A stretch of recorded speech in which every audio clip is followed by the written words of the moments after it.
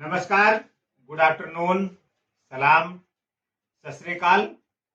मैं डॉक्टर यशवंत कुमार एक भौतिक चिकित्सक हूं। आज राष्ट्रीय भौतिक चिकित्सक दिवस है।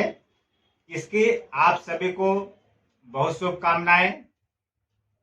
एक चिकित्सक समाज में बहुत बड़ी भूमिका निभाता है।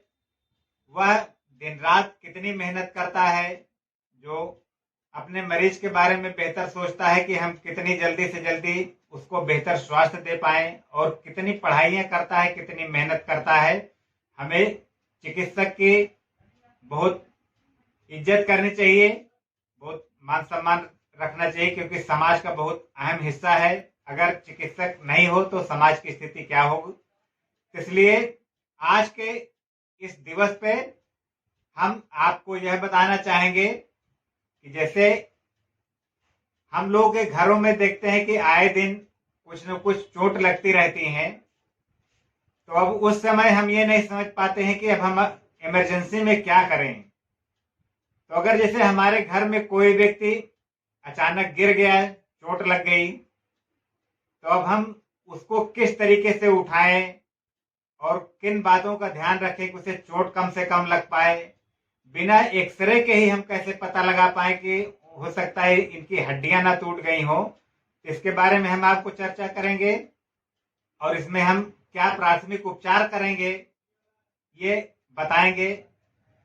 तो अब जैसे हम देखते हैं कि अगर कोई भी आदमी अचानक गिर जाता है, हम वहां पे मौजूद हैं, हम उसकी मदद करने जा रहे हैं, तो अगर गिर गया है तो हमें बहुत घबराने की जरूरत नहीं है, बहुत डरने की जरूरत नहीं है। हमें उस व्यक्ति को आराम से पकड़ने की जरूरत है, उसे सहारा देने की जरूरत है, झटके से उठाने की जरूरत नहीं है।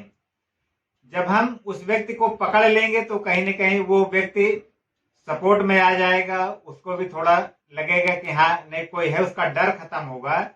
उसके बाद उसके लेटे रहने पे ही हम पूछे कि कहाँ पे उसको चोट लगी है, कहाँ पे दर्द हो रहा है। उस एरिया को हम दबा करके देखें कि कहीं हड्डी तो टूटी नहीं है, किस लेवल की चोट है, ये हम उसका पता लगा सकते हैं। अब जैसे मान लेते कोई व्यक्ति गिर गया है, तब उससे ज्यादा तो कुछ हो नहीं सकता है ना, वो तो लेटा हुआ है, लेटा रहेगा तो कोई दिक्कत नहीं है। लेकिन हम अचानक खड़ा कर देंगे और डर के, तो हड्डियां अगर कहीं टूटी होंगी तो और ज्यादा नुकसान उसको होने की संभावना है। तो हम पहले उसका परीक्षण कर ले, उसके बाद फिर जो है उसका जो भी आगे प्रक्रिया करनी है, जिस तरीके की चोट होगी उसको करेंगे। तो जैसे मान लीजिए कि ये हमारे साथ अर्जुन जी हैं, ये गिर जाते हैं, मान लीजिए इधर कंधे की तरफ गिरे हैं, इनको हमें गिरे रहने देने की जरूरत है। अब जब हमने इनको पकड़ लिया इस तरीके से तो इनको सपोर्ट मिल जाएगा। दूसरा, इनके हाथ पे अगर यहाँ चोट लगी है कि ये बता रहे हैं कि यहाँ पे चोट है, तो हमें इसको थोड़ा थोड़ा दबा के देखने की जरूरत है कि यहाँ पे, हाँ यहीं पे दर्द हो रहा है, इसको हमने थोड़ा छुड़ा। अब जितनी ज्यादा अगर चोट होगी उतना ये बताएंगे कि हाँ बहुत ज्यादा दर्द हो रहा है, कम दर्द हो रहा है। जितना दर्द हो रहा है उसको हम दबा रहे हैं। अगर बहुत ज्यादा दर्द हो रहा है तो बहुत हमें दबाने की जरूरत नहीं है, लेकिन बहुत ज्यादा दर्द हमें यह संकेत देता है कि हो सकता है यहाँ पे हड्डी टूटी हो।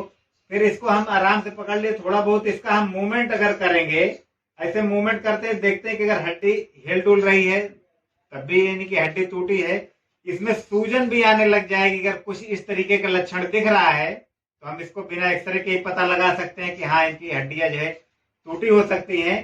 तो अब इसमें हमें जो प्राथमिक उपचार करने की जरूरत है कि यहाँ पे हमने कोई सपोर्ट लगा दिया, कोई लकड़ी की फट्टी वगैरह है तो हमने इसको सपोर्ट से बांध दिया, या दफ्ती कोई मोटी हो तो उसको सपोर्ट लगाया, हमने किसी कपड़े से उसको लपेट दिया और इसको सिलिंग लगा के इस तरीके से हमने इसको मोड़ा, किसी दुपट्टे से या रुमाल से हमने इसको यहाँ पे बांध दिया कि हाथ इसका इस तरीके से सपोर्ट रहे, तो ये नीचे की तरफ नहीं जाएगा, इनको जो है चोट बढ़ेगी नहीं।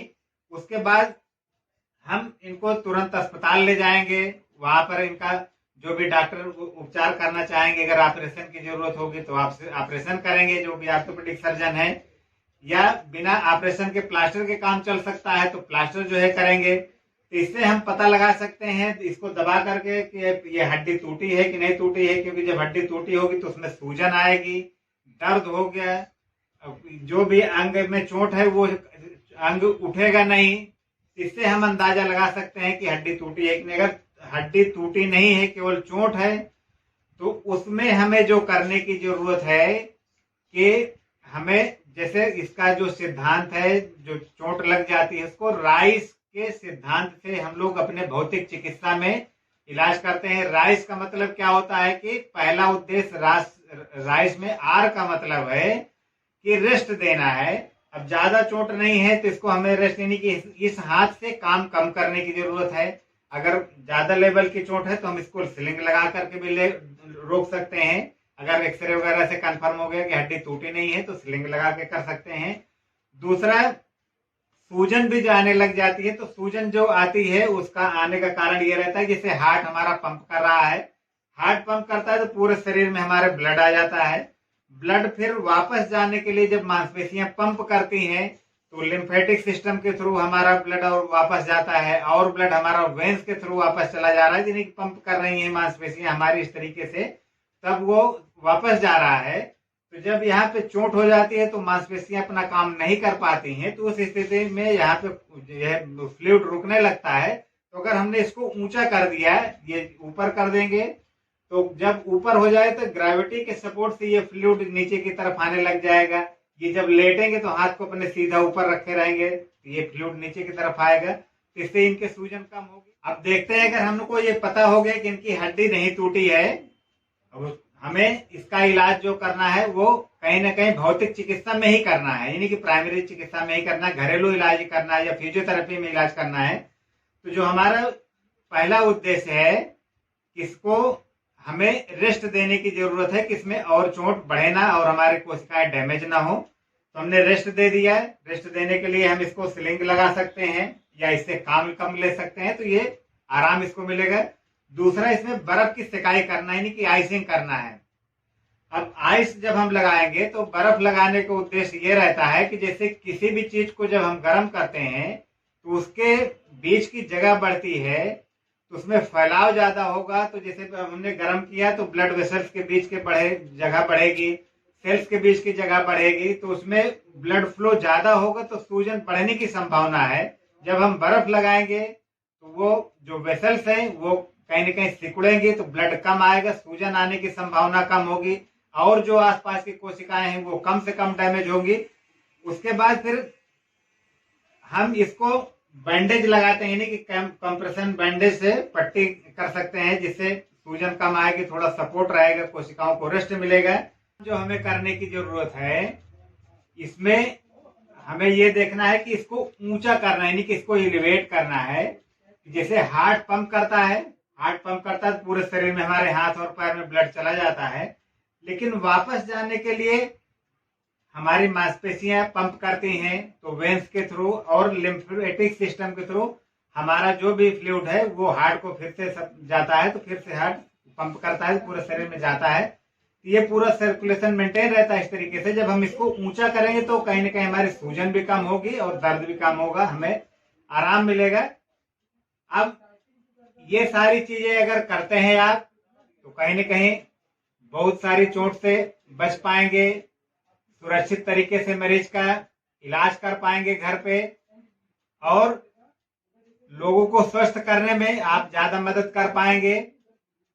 अगर आपको यह वीडियो अच्छा लगता है, ये लगता है कि यह समाज के लिए बेहतर हो सकती है, हर व्यक्ति को इस बात की जानकारी होनी चाहिए, तो आप इस वीडियो को ज्यादा से ज्यादा लोगों तक फैलाइए, ज्यादा से ज्यादा लोगों तक शेयर करिए, लाइक करिए, चैनल को सब्सक्राइब करिए, जिससे हमारी इस विषय पे स्वास्थ्य से संबंधित और आने वाली वीडियोज के नोटिफिकेशन आपके मोबाइल पे मिल जाए, और आप जो है बेहतर स्वास्थ्य की इस मुहिम में अपना योगदान दे सकते हैं।